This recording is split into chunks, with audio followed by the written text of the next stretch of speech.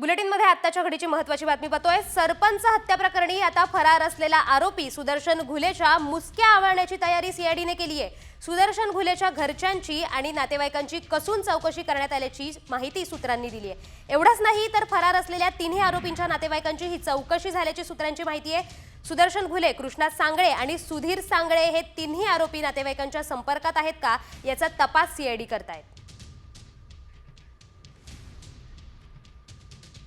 बुलेटिनमध्ये आत्ताच्या घडीची महत्त्वाची बातमी पाहतोय। सरपंच हत्या प्रकरणी आता फरार असलेला आरोपी सुदर्शन घुलेच्या मुसक्या आवळण्याची तयारी सीआयडीने केली आहे। सुदर्शन घुलेच्या घरच्यांची आणि नातेवाईकांची कसून चौकशी करण्यात आल्याची माहिती सूत्रांनी दिली आहे। एवढंच नाही तर फरार असलेल्या तिन्ही आरोपींच्या नातेवाईकांची ही चौकशी झाल्याची सूत्रांची माहिती आहे। सुदर्शन घुले, कृष्णा सांगळे आणि सुधीर सांगळे हे तिन्ही आरोपी नातेवाईकांच्या संपर्कात आहेत का याचा तपास सीआयडी करतायत।